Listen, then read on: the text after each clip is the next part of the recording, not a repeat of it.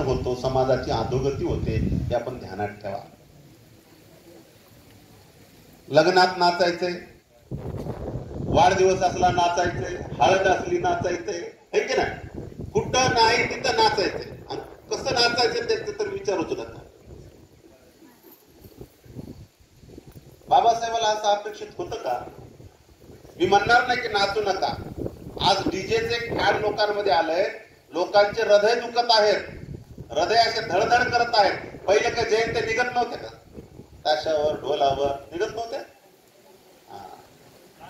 बरोबर, काम गेले म्हणजे कुणाचं काय मी म्हणणार नाही, पण त्याला माफक आणि प्रमाणशीर आवाजामध्ये तुम्ही का वाजवू नये, तुम्ही का नाचू नये, असं या ठिकाणी आपल्या सर्वांना या ठिकाणी सांगायचं. आणि म्हणून आपण सर्वांनी बाबासाहेबांचा विचार आपल्या सर्वांचा आनंद आहे, बाबासाहेबांचा विचार आपला स्वाभिमान आहे, बाबासाहेबांचे विचार आपली प्रगती आहे, बाबासाहेबांचा विचार आपल्यासाठी सगळ्यात मोठं आपलं सुख आहे, आपलं वैभव आहे. सगळ्या गोष्टी तुमच्या घरात पैसे असले काय नसले काय याला किंमत नाही, तुमच्या घरात विचार असू द्या. आणि जर तुमच्या घरात जर बाबासाहेबांचे बुद्धाचे ज्याच्या घरात विचार आहे तोच या जगामध्ये चळवळीमध्ये श्रीमंत आहे, ध्यानात ठेवा. आणि ज्याच्याकडे विचार नाही तो श्रीमंत असून या ठिकाणी भिकारी आहे. आणि म्हणून चळवळीमध्ये समाजाच्या या गाड्यामध्ये बाबासाहेबांचा विचार तुमच्या कामाला येणार आहे, कधी पण येणार आहे, कुठल्याही परिस्थितीमध्ये येणार आहे. आणि बाबासाहेबामुळं तुमचं माझं भलं झालेलं आहे. आणि बाबासाहेबाला आपण वैचारिक पद्धतीने नाचून पण बाबासाहेबाला अतिशय कृतिशील पद्धतीने आपण अभिवादन केलं पाहिजे असं मला वाटतं.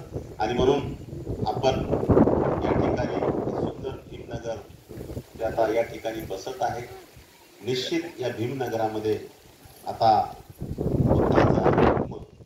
बाबासाहेबांची क्रांती, बुद्धाची शांती आपल्या या भीमनगरमध्ये आता घुमली पाहिजे असं मला या ठिकाणी वाटतं. आणि म्हणून त्याच्यासाठी आपण सगळ्यांनी प्रयत्न केले. मी काल एका बार्शीकडे गेलो होतो जमीन बघायला, बुद्ध विहारासाठी. तिथे जमीन मी एवढी सुपीक आहे पाहिलं की त्यांना म्हणालो मला सुपीक जमीन पाहिजे नाही, माझे माणसं सुपीक करायचे, त्याच्यासाठी काम चालू आहे माझं. आणि म्हणून माणसं सुपीक करायचं असेल, बाबासाहेबांनी दुसरं केलंच नाही काही, माणसं सुपीक केले बाबासाहेबांनी. माणसाचे मन निर्मळ करून टाकले बाबासाहेबांनी. बाबासाहेबांनी लोकांच्या मध्ये स्वाभिमान भरला. जसं गोळ्या भरल्या जातात, लोड केल्या जातात, तसे माणसाच्या डोक्यामध्ये एवढे विचार बाबासाहेबांना भरले. आणि त्या भरल्यामुळे लोकांमध्ये स्वाभिमान निर्माण झाला, इरस निर्माण झाली. आणि म्हणून ती इरस गावामध्ये आपण सगळे, मला असं वाटतं की आपल्याला भांडण करायचं नाही, आपण आपल्या समाजाची प्रगती करून घ्यायची असं मला या ठिकाणी वाटतं. गाव शिक्षित आहे, या ठिकाणी लोक शिकलेले आहेत. ही जिम्मेदारी आहे आपल्या गावच्या लोकांना प्रगतीकडे नेणं. शिकलेल्या माणसाची दुसऱ्या माणसाला शिकवण्याची जिम्मेदारी, हे सगळ्यात महत्वाचं काम आहे. बाबासाहेबाला अभिवादन जर करायचं असेल माऊल्यांनो, बाबांनो, तर तुम्हाला तुमच्या जे काही आपल्या समाजातले जे शेवटचे माणसं असतात, गरीब माणसं असतात, त्यांना आपण हात दिला पाहिजे, त्यांना आधार दिला पाहिजे, त्यांना मदत केली पाहिजे. तरच आपला समाज मोठा होणार आहे, प्रगल्भ होणार आहे, त्यांचा विकास होणार आहे. आणि म्हणून आपल्या समाजामध्ये कोणीही मागं राहू नये, त्यांची प्रगती झाली पाहिजे असं आपलं म्हणणं आहे. आणि म्हणून आपण सर्वांनी त्याच्यासाठी प्रयत्नशील राहा. आज सुंदरसा कार्यक्रम या ठिकाणी ठेवला. प्रशांत या सगळ्या सार्वजनिक प्रक्रियेमध्ये अतिशय चांगल्या पद्धतीने या ठिकाणी तयार झालेला आहे. त्याचा मला आनंद वाटतो, कौतुक वाटतो. एकदम कशा पद्धतीने इम्प्रूव्ह अशा पद्धतीने होणं ही चांगली गोष्ट आहे.